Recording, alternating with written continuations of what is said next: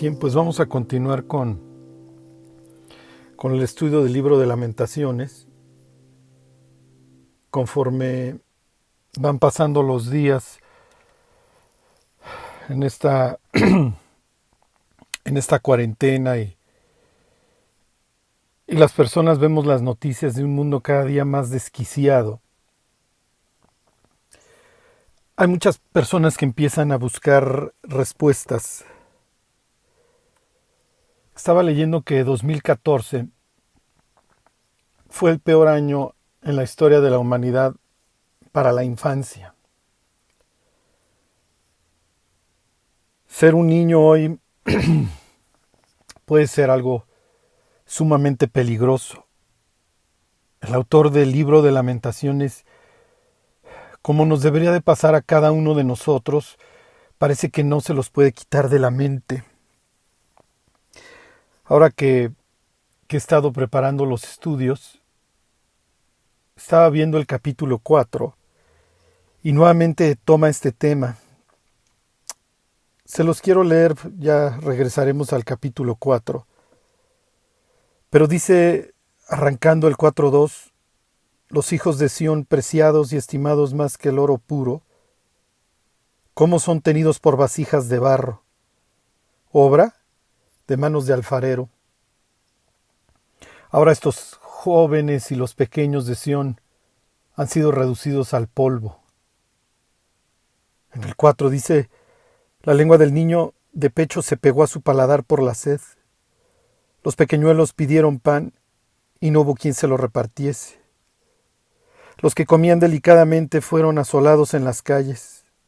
Los que se criaron entre púrpura se abrazaron a los estercoleros. ¿Qué le pasa a la humanidad? ¿Qué hay dentro del corazón de las personas? Platicaba yo con alguien y me decía, no te creo, el ser humano no puede ser tan perverso, el ser humano no puede ser tan malo. La verdad es que los seres humanos operamos bajo principios y con ciertas ideas tan ilusas y permitimos tantas cosas y vamos por la vida pensando estas filosofías de yo estoy bien, tú estás bien. Ahí están todos estos cursos que quieren ayudar a las personas a salir de todos sus problemas. El capítulo 3 explica la raíz de todos los problemas del ser humano.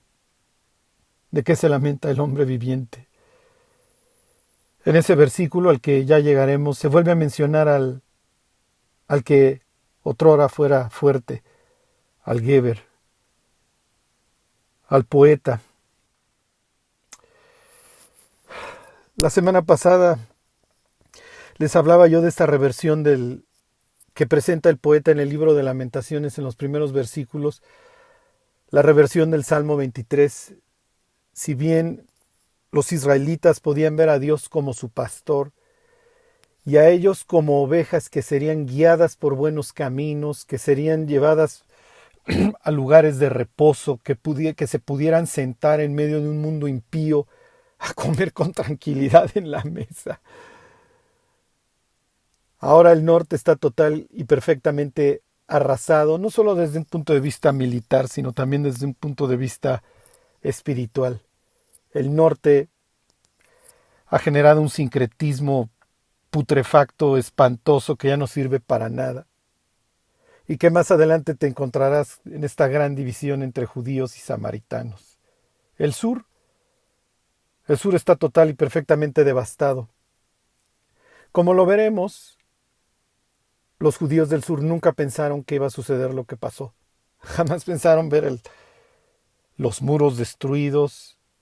Jamás pensaron ver el templo en llamas. Y además, pues ya esto ya había sucedido. Ya habíamos tenido a Sennacherib respirándonos cerca. Sí, pero en aquel tiempo gobernaba Ezequías. Y todavía quedaban personas que tenían cierto temor de Dios y que fueron lo suficientemente sabias y espirituales como para todavía lograr interceder por el pueblo y revertir el juicio. ¿Qué sucede hoy en el cristianismo? ¿Quedan todavía algunos Ezequías que tienen la suficiente influencia sobre otros creyentes para poder estar intercediendo por un mundo cada vez más podrido y peor? ¿O ha decidido el cristianismo simple y sencillamente ya soltar las amarras y dejarse perder con el resto del mundo, pensando, con todas estas ideas ilusas, que lo peor nunca va a pasar? Quiero arrancar con dos frases que constantemente las personas, pues tal vez no las repetimos con las mismas palabras del poeta porque no las conocemos, pero a veces sí lo pensamos. ¿Dónde está Dios? ¿Por qué a veces está Dios ausente? ¿Por qué, como dicen algunos, a veces parece que las oraciones simple y sencillamente se estrellan contra el techo? Y aquí quiero ser muy claro y hacer la diferencia. No es lo mismo cosechar que ser probados. No es el mismo caso el capítulo 3 de Lamentaciones que el libro de Job. Los dos tienen la misma pregunta y los dos se expresarían más o menos de la misma manera, tanto el poeta de Lamentaciones como Job, pero son causas total y completamente distintas.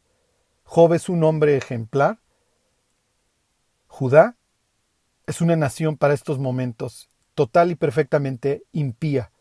Y parece que los seres humanos no entendemos las lecciones. Tanto fue el cántaro al agua hasta que finalmente fue destruida. A Jesús y a Esteban los consideran un par de blasfemos porque hablan contra el templo, lo mismo que a Micaías y a Jeremías. Y es increíble que se siga conmemorando el mismo día la destrucción dos veces del templo, pero los seres humanos no juntamos los puntitos. Oye, ¿no te suena conocido? No, o sea, ¿no te suena a Jeremías lo que este señor está diciendo? ¿No te suena a Micaías lo que este señor está diciendo? Y en el caso de Jeremías, digo, ¿no lo mataron de milagro? A Micaías sí. Pero no unimos los puntitos. Y hoy los seres humanos no pensamos que la copa está a punto de desbordarse. Hoy los creyentes podemos fungir como esos Ezequías en su tiempo, como esos Josías años más tarde y Jeremías contemporáneos como lo fueron ellos, para intentar salvar a cuantos podamos. Pero una escena como la que estamos estudiando de Lamentaciones, eso va a suceder y ténganlo por seguro. Claro, a veces pensamos, Dios, ¿dónde estás? ¿Por qué no has actuado? ¿Por qué no destruyes a todos los impíos de la tierra? Pero por un lado Dios es paciente y por el otro lado los tiempos de Dios y la forma de ver el tiempo son total y completamente distintos. Para Dios un día, son como 1000 años nuestros. Para Dios 1000 años son como 3 horas, como una de las vigilias de la noche. Entonces Dios ya está viendo que en 2 minutos en su tiempo, o cuando se voltee, ya está juzgando a todos los impíos. Pero el que me pregunto, o el que a veces pienso que tiene un signo de interrogación en la frente, es Dios. Sí, yo voy a hacer algo, yo voy a juzgar a los impíos, los voy a quemar para toda la eternidad. Se van a acordar de sus faltas y de sus iniquidades y de lo que hicieron. Toda su eternidad. Sí, yo sí voy a actuar. ¿Por qué no actúas tú mientras? ¿Por qué no haces algo tú que lo estás viendo? Carlos, ¿qué es lo que debería de hacer? Cumplir el propósito por el cual Dios te alcanzó. Nada más, nada menos. Con eso basta y sobra.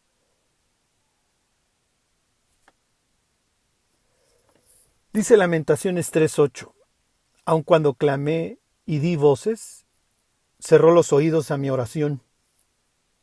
En el 3:44, en el mismo capítulo, el poeta vuelve a decir, te cubriste de nube para que no pasase la oración nuestra. La Biblia presenta a Dios como el creador de todas las cosas, pero no solo se trata de una creación sin sentido. La creación es presentada en la Biblia desde un punto de vista intencional.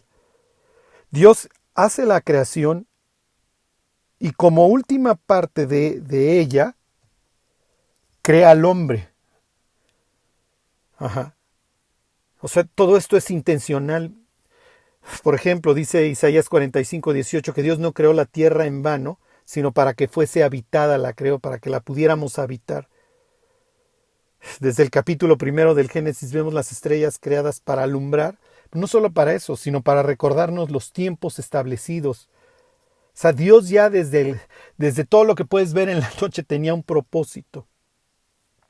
Piensa en el Salmo 19 cuando dice que los cielos cuentan la gloria de Dios y el firmamento anuncia la obra de sus manos. Un día emite palabra a otro día y una noche declara sabiduría a otra. Entonces todo lo que vemos a nuestro alrededor, lo que capta nuestros sentidos, nos debería estar indicando que el hombre fue creado para llevarse con Dios. Desde el paraíso tú lees estas palabras que Dios creó todo árbol agradable a la vista. De hecho, Edén quiere decir delicia. En el capítulo 3 piensa en estas palabras que Dios salió a caminar. Sí, esperaba encontrarse con el ser humano. Digo, lástima, ya no lo encontró. Porque, como sabes, y lo hace casi todos los domingos y algunos todos los días, el ser humano estaba escondido. Ya sabes, en la basílica, en la sinagoga, ahora es en el laboratorio, donde nos podamos esconder de la presencia de Dios. Pero esta expresión de que Dios salió a pasearse en la tarde, claramente telegrafiaba que esa era la idea. Ajá. Dios no hace al hombre como un esclavo, así lo veían los vecinos de los judíos, todas estas tradiciones de Mesopotamia, estos seres humanos ruidosos, sino que lo crea como el portador de su imagen. Ok, como dice una persona, ¿qué implica portar la imagen de Dios? ¿O qué implica que Dios hizo al hombre a su imagen y semejanza? Y la verdad es que todos contestamos con cosas como, bueno, es que tiene la capacidad de reconocer su propia existencia, de relacionarse con otros. Entonces, un niño no nacido, bueno, pues tiene esta capacidad de reconocer su propia existencia, ¿no? Bueno, pues entonces te lo pudieras echar. El ser portadores de la imagen de Dios es un estatus, es un verbo. Eres el representante de Dios. Por eso la siguiente vez que te vayas a pelear o le vayas a decir de groserías al de al lado, piensa que estás tratando con un representante de Dios. Tal vez la persona todavía ni siquiera se ha enterado.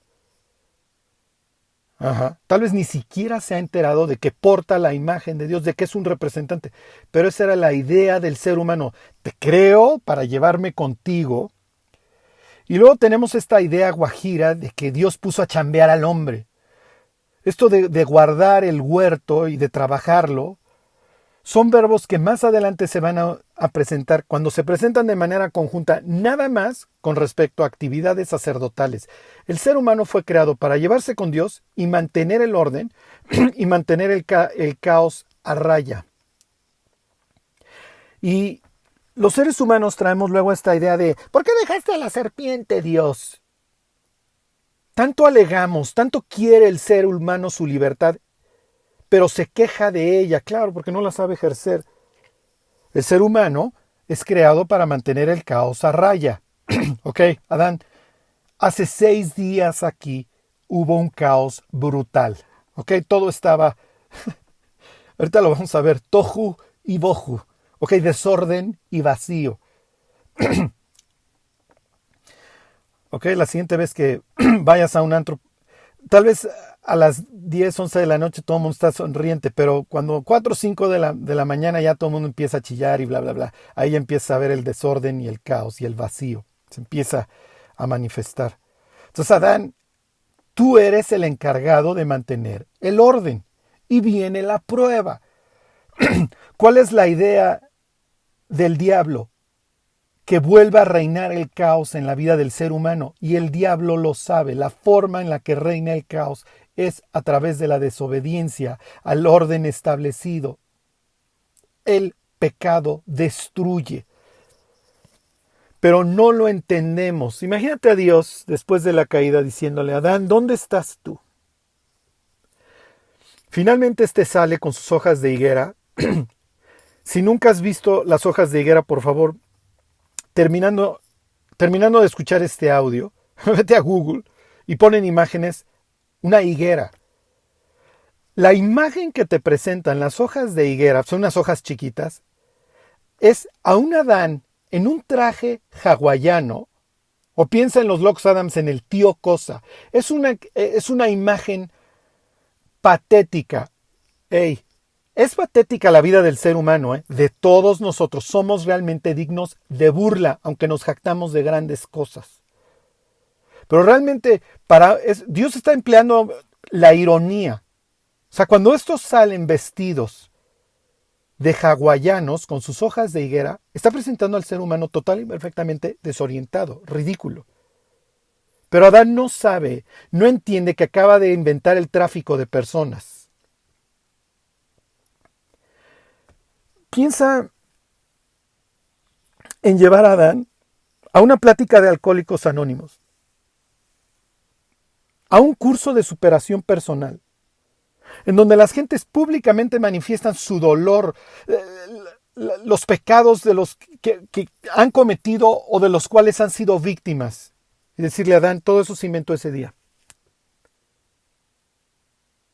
Todo eso, llévalo a una escena de guerra en donde masacran a los niños que sean. Y luego ves, claro, a la política diciendo que es un precio que hay que pagar. Claro, pues no nos íbamos a quedar sin esa región. El ser humano es total y perfectamente perverso, capaz de las aberraciones más repugnantes. Y después de eso, ponerse una máscara patética y salir a presentar una imagen de santidad increíble. Y lo peor, el prójimo se la cree. Y el prójimo lo cita. ¡Hey, fulano! Está haciendo grandes cambios. O sea, esto es ridículo. Que los seres humanos todavía no pongamos los ojos donde tienen que estar puestos.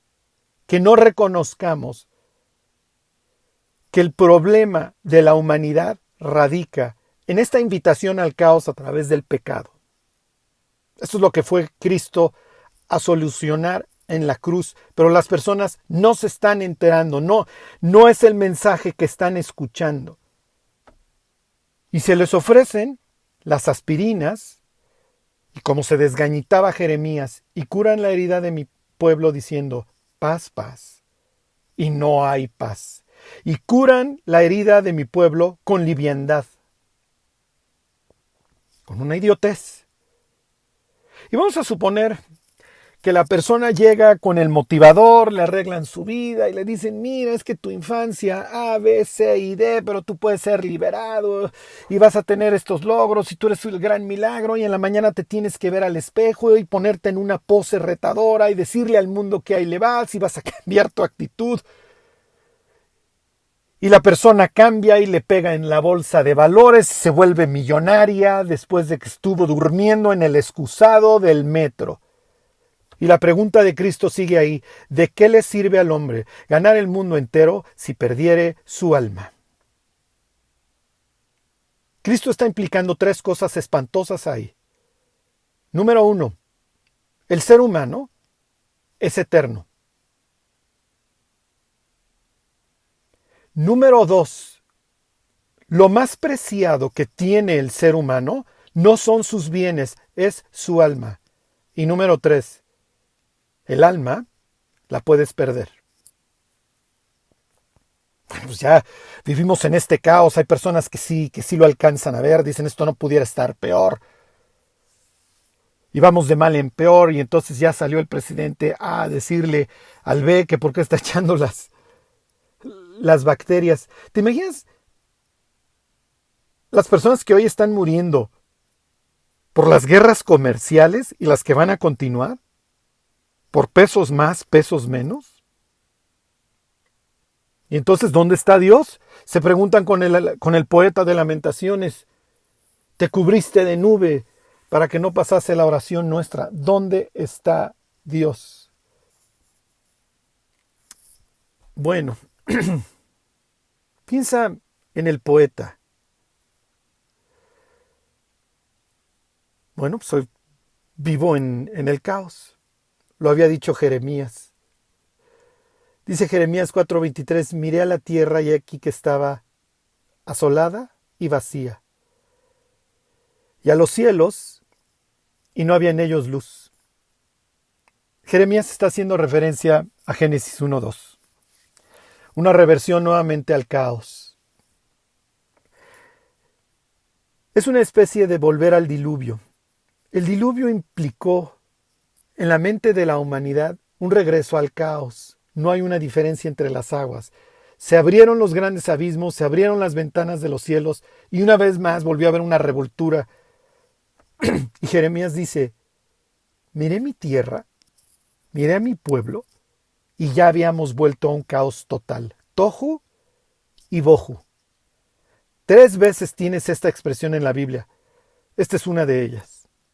Nuevamente reina el caos. Siguiendo con esta idea de Dios que quiere intervenir en la vida de las personas, piensa en el libro de Génesis, donde Dios come con Abraham. Piensa en el Éxodo, Dios come con Moisés, si mal no recuerdo es Génesis 24, perdón, Éxodo 24, y con los 70 ancianos. Dios habla directamente con Job. Dios habla cara a cara con Moisés. Dios se le presenta a Josué como el líder de sus ejércitos. Dios está presente en la vida de los personajes bíblicos, a veces de una manera total y perfectamente manifiesta, a veces si tú quieres tras bambalinas, como en el caso de Esther o de José. Pero la realidad es que el ser humano puede decidir vivir al margen de Dios o decidir vivir en comunión con Él. En el caso de los israelitas, es natural que el poeta se pregunte dónde está Dios. Tantos años, Dios diciéndoles que se volvieran de sus malos caminos, hasta que, como lo narra Ezequiel capítulo 8 en adelante, Dios agarró sus triques y se fue. Después de varios fracasos por parte de la humanidad, piensa el diluvio, la Torre de Babel, Dios decide llevar a cabo su proyecto de salvación a través de Abraham, ¿se acuerdan? Capítulo 12 del Génesis en adelante. Y de esto les hablé cuando traté capítulo 2 de Lamentaciones y el libro de Jonás. Se trataba de que Israel fuera una luz al resto de las naciones. Obviamente, esta era la idea. Quiero tener comunión con un pueblo y que el resto de los pueblos volteen a ver y digan, ciertamente pueblo sabio, nación entendida es esta, y que vengan de todos los confines de la tierra. En ese sentido, los israelitas podían decir, como dice Miqueas 4:5, aunque todos los pueblos anden cada uno en el nombre de su Dios, nosotros con todo andaremos en el nombre de Jehová nuestro Dios, eternamente y para siempre. Esto es increíble, ¿eh? Pero Israel no lo quiso. Dice Éxodo 29:45, y a veces los cristianos no entendemos la profundidad de lo que leemos. Dice, y habitaré entre los hijos de Israel, y seré su Dios. Y luego llegamos a Juan 1:12, mas a todos los que le recibieron, a los que creen en su nombre, les dio potestad de ser hechos hijos de Dios. Dios nos está adoptando. O sea, no entendemos el privilegio y lo que implica esto de la adopción, de la nueva vida y de tener el Espíritu de Dios en nosotros. Ahí salen las actrices y los actores malandrines a presumir que antes de su actuación en las películas o antes de salir al escenario son tomados o poseídos por algún espíritu. Algunas de estas malandrinas hasta nombre le ponen al espíritu que las posee, que obviamente pasan los años y acaban ahí en la rehabilitación con los ojos en blanco, hechos pedazos. Como Fausto, que le vendieron el alma al diablo para luego acabarla pagando. Los cristianos tenemos esta oferta de ser llenos del Espíritu Santo y no la tomamos. Y me voy a meter en el cráneo tantito de los judíos antiguos. Me voy a meter en el cráneo de Jeremías, de este poeta. Jeremías lo entiende, el poeta lo está entendiendo. En el pasado, tener tu convenio con tu Dios implicaba una identidad nacional y una identidad familiar. Este es el Dios de todos los clanes. En el caso de los judíos son 12 clanes, 12 hermanos que tuvieron estas tribus, estos clanes y que ahora viven juntos. Y su Dios, ellos no es que tengan dioses familiares y un Dios mayor encima de todos estos como lo tenían los vecinos. No, nosotros nada más tenemos uno. Es el Dios de la familia, el Dios del clan y el Dios nacional, con el cual hicimos un convenio, pero para ellos el convenio era una forma de incorporación sanguínea. Te invito, eres ahora parte de mi familia, te adopto. Piensen en el convenio de los hermanos de Dina, de los hijos de Israel con los hombres de Siquem. En ese capítulo, si mal no recuerdo el 34, 2 veces se usa esta expresión de que vamos a ser un solo pueblo. Lo dicen los hijos de Israel y lo dicen los hombres de Siquem. Si hacemos el convenio y no circuncidamos, vamos a ser un solo pueblo. Cuando ungen a David por rey, ahí en 2 de Samuel 5, vienen no solo los de la tribu de Judá, sino de las otras tribus y le dicen, tú eres hueso nuestro y carne nuestra. Nos vamos a casar, vamos a compartir en este sentido, no solamente en un sentido a Dios, sino también en sentido figurado, nos vamos a volver familia, vamos a ser carne. Entonces, cuando Dios adopta a su pueblo y firman este convenio, precisamente ahí en Éxodo 19 en adelante, el derramamiento de la sangre no es simplemente así de a gratis. Nos estamos casando. Dios va a decir más adelante, Israel es mi hijo. Sí. Antes había dicho, Israel es mi hijo, es mi primogénito. En Jeremías 33 se refiere a Dios como su esposa. Me casé contigo hasta la muerte. Eres mi joya, eres mi herencia. Y entonces nosotros, si se fijan, se usa el mismo lenguaje para nosotros. Te perdono, te adopto y ahora eres de mi familia. Eres mi hijo. Te compré. Me costaste la sangre de mi propio hijo y ahora eres también mi hijo. Anunciaré tu nombre a mis hermanos. ¿Se acuerdan? Salmo 22. En medio de la congregación te alabaré. Somos coherederos con Cristo. Ahora en las palabras del Geber del hombre, del poderoso, del fuerte, que obviamente pues, toda esa fuerza y ese poder están en el olvido. En las palabras del poeta hay dolor por la ausencia de Dios. Y más adelante en las propias palabras del poeta va a decir, Dios no perdonó. Y dentro de este castigo, el poeta resiente la ausencia de Dios. Aun cuando clamé y di voces, cerró los oídos a mi oración. Voy a leerle 2 de Crónicas 36:16. Me fascina cuando las personas me dicen que hay ciertas palabras de la Biblia que escucharon y que no se les borraron. Otra vez una persona me decía, precisamente palabras de este versículo. Decía, las tengo en mente, Charlie, las tengo en mente. Dice segunda de Crónicas 36:16, mas ellos hacían escarnio de los mensajeros de Dios y menospreciaban sus palabras, burlándose de sus profetas, hasta que subió la ira de Dios contra su pueblo y ya no hubo remedio. Y ahora sí que ya se derramó la copa, que se derramó la ira de Dios. El poeta pregunta, ¿dónde está Dios? ¿Por qué mis oraciones no están llegando a Él? Charlie, ¿todavía hay esperanza? De eso trata el capítulo 3.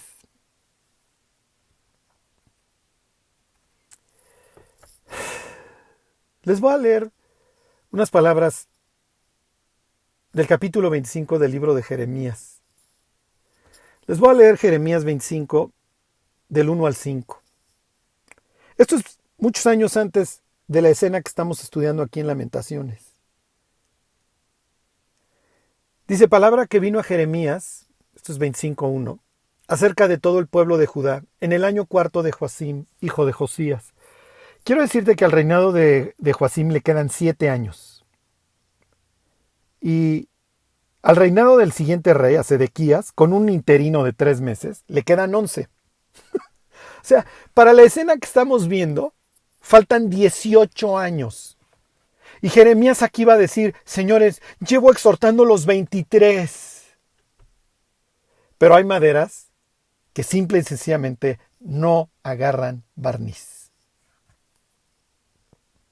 Hace unos días, cuando estaba estudiando el libro de Apocalipsis, estaba leyendo acerca de que ciertas autoridades en ciertos países se quejaban en los años 60 de todas las críticas que recibían desde los púlpitos. Los predicadores se desgañitaban viendo a los gobiernos cada vez peores, más sanguinarios. Hoy ya no nos desgañitamos por nada. Como la ranita parece que ya nos fuimos cocinando. Y con esto yo no quiero salir a decir que la política tenga algo que pueda resolverle nada al ser humano. Porque el ser humano está muerto espiritualmente y necesita revivir a través de la cruz. Y lo que destruye la vida del ser humano es el pecado.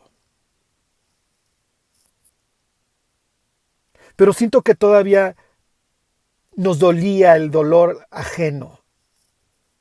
Ver a los niños achicharrados en Vietnam por el Napalm todavía generaba asco en los predicadores. Hoy festejamos a nuestros gobernantes. No los deberíamos ni siquiera de mencionar. Porque no tienen vela en este entierro. Y con esto no estoy en lo más mínimo abogando por desobediencia social, para nada. Estoy total y perfectamente consciente con lo que es el libro de Tito. Díganles que no sean pendencieros, que no sean desobedientes. Al contrario, los creyentes tenemos que ser un ejemplo de obediencia. No podemos ser los rebeldes en la manifestación. Porque ¿en qué estaríamos creyendo entonces?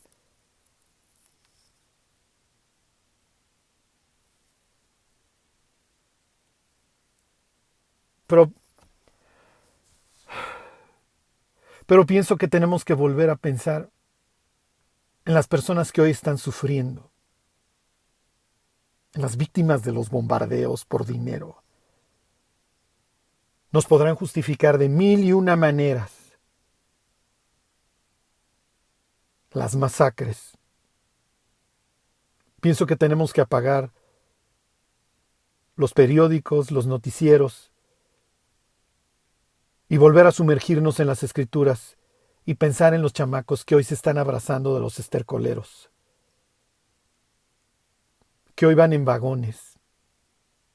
Nos tiene que volver a doler. Nos tienen que volver a doler las víctimas. Esas que simple y sencillamente el autor de Lamentaciones no puede olvidar. Y sé que estos mensajes son espantosos. La otra opción es pensar en una vida color de rosa, bajar el switch y decir, no quiero, no quiero, no quiero. Quiero una vida padre para mí, quiero un plan padrísimo para mí, quiero que me digan que soy lo máximo. Pero por favor, no me presenten una realidad tan repugnante.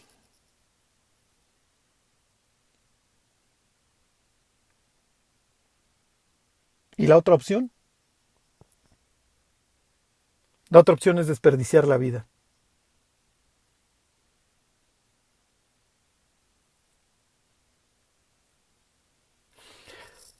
Les sigo leyendo. Les vuelvo a leer el 25:1. Palabra que vino a Jeremías acerca de todo el pueblo de Judá, en el año cuarto de Joacim, hijo de Josías, rey de Judá, el cual era el año primero de Nabucodonosor, rey de Babilonia, la cual habló el profeta Jeremías a todo el pueblo de Judá y a todos los moradores de Jerusalén, diciendo: desde el año 13 de Josías, hijo de Amón, rey de Judá, hasta este día, que son 23 años, ha venido a mí palabra de Jehová y ha hablado desde temprano y sin cesar, pero no oísteis.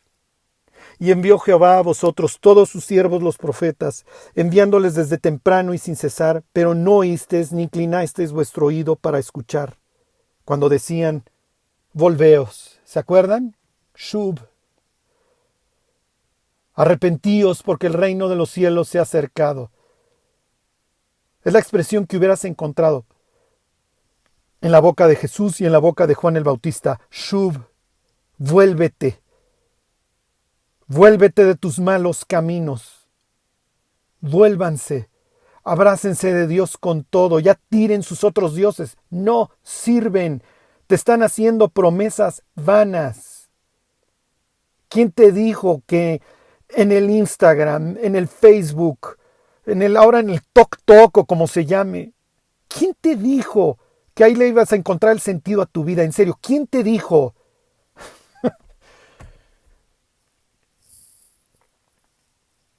La palabra serpiente ahí en el Génesis es la misma que se usa en las prohibiciones de no ir a escuchar a los encantadores. Pero los encantadores nos fascinan. Nos dan una solución fácil y rápida. Cristo nos invita a cargar una cruz.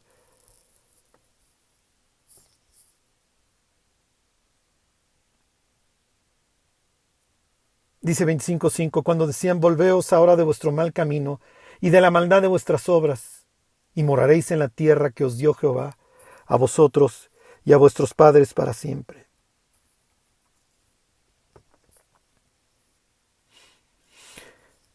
Quiero terminar en el versículo 15.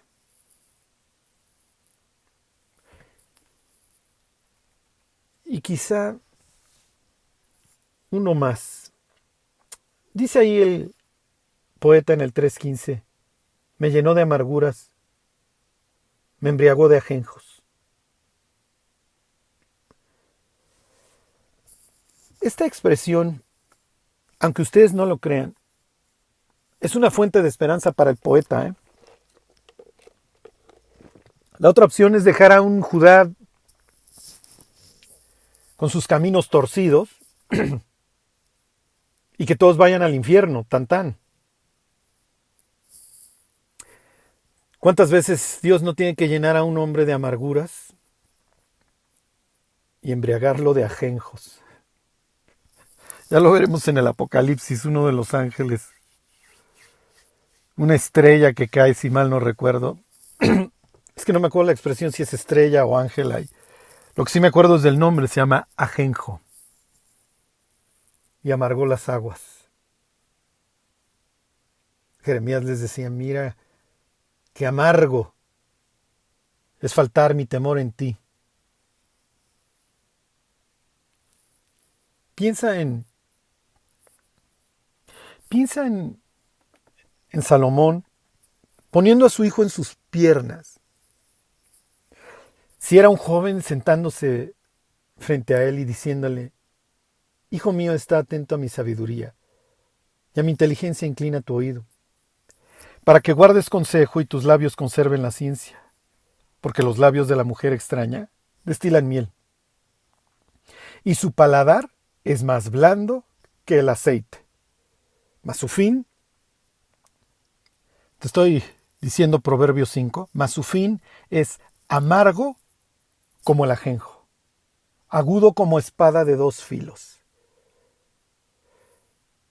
Y hoy tienes una humanidad total y perfectamente desquiciada desde un punto de vista sexual, entendiendo con el paso de los años la amargura, el dolor. Platicaba yo con una persona que, refiriéndose a su papá, al cual sorprendió con otra familia, dice, tiene años que no hablo con ese, y luego ya sabes, una de las expresiones que salió, te puedes imaginar lo que salió después. El dolor que el ser humano tiene la capacidad de generarle a otro por todos estos pecados. Dice Amós 5:7, los que convertís en ajenjo el juicio y la justicia la echáis por tierra. Claro, pues ¿qué es lo que va a reinar? Es el caos. Les leo el versículo 19 y con yo creo que terminamos. Dice Lamentaciones 3:19, acuérdate de mi aflicción y de mi abatimiento, del ajenjo y del ayel. Vuelve a mencionar este tema de la amargura, del ajenjo. Pero está orando. El poeta ha vuelto sus ojos a Dios. Después de 18 versículos de narrar un dolor indescriptible, el poeta alza sus ojos al cielo. Le pide a Dios que se acuerde de todo lo que ha sufrido. Es una especie de alzar la mano y decir, ya basta, está bien. Ya entendí, basta, detente. Y no es un basta como lo pudo haber dicho Jonás desde el vientre de la ballena. No, este señor está quebrantado. Si este señor lo mandan ahorita a Nínive a predicar, lo va a hacer con gozo. Digo, Nínive ya para estos instantes ya la razón Nabucodonosor. Lo que te quiero decir es que este señor ya tuvo un cambio en el corazón y de aquí en adelante va a invitar al pueblo a que todos levanten sus ojos al cielo, que busquen en el único sitio en donde van a encontrar la respuesta. Fíjate los siguientes versículos, el 20 y el 21. Lo tendré aún en memoria, porque mi alma está batida dentro de mí. Esto recapacitaré en mi corazón, por lo tanto, esperaré. Recapacitaré. Está pensando. ¿Se acuerdan del hijo pródigo? El hijo pródigo ya llegó a la posilga, ya está con unos animales que los judíos consideraban no solamente inmundos, sino como la personificación del diablo. Por eso es que acaban poseídos y luego aventándose al abismo. En Marcos 5. Mas volviendo en sí, recapacitando. ¿Cuántos jornaleros hay en la casa de mi padre? El poeta está uniendo los puntitos. ¿Cómo llegamos hasta aquí? ¿Qué pasó? Las mismas palabras las leemos en 2 de Crónicas 6. 6:36. Si pecaren contra ti, porque no hay hombre que no peque, y te enojares contra ellos, y los entregares delante de sus enemigos, para que los tomaren los lleven cautivos a tierra de enemigos, lejos o cerca, y ellos volvieren en sí. Ahí tienes el exilio. Y ellos volvieren en sí en la tierra donde fueren llevados cautivos, si se convirtieren y oraren a ti en la tierra de su cautividad y dijeren, pecamos, hemos hecho inicuamente, impíamente hemos hecho. Les voy a dejar de tarea que lean esta escena porque 6:37 la lleva Daniel a cabo esta escena a la perfección ahí, capítulo 9 del libro de Daniel. Va a citar 2 de Crónicas 6:36 y 37. hemos, hemos pecado contra ti. Y lo ora desde la tierra de su cautiverio, ¿se acuerdan? 3 veces al día. Abría las ventanas con dirección, tal y como lo había dicho precisamente este capítulo Salomón, cuando inaugura el templo.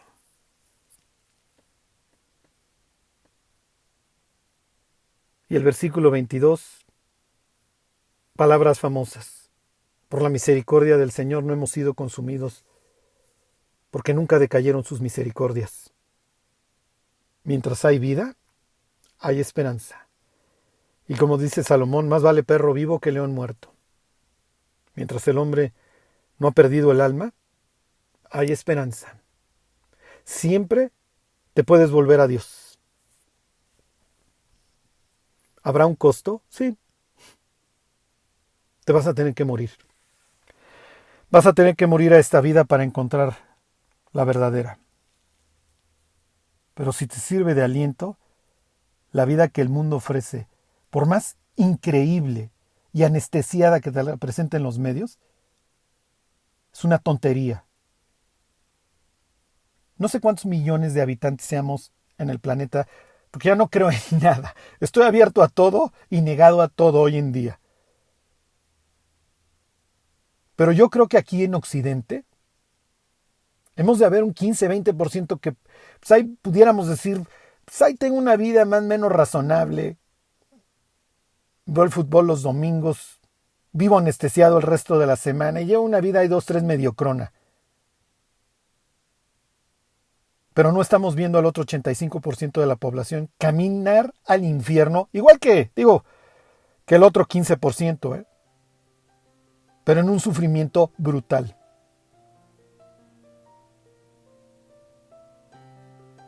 A seguir pensando, a seguir recapacitando y a seguirle pidiendo a Dios que cumpla su propósito en nosotros. Que Dios los bendiga.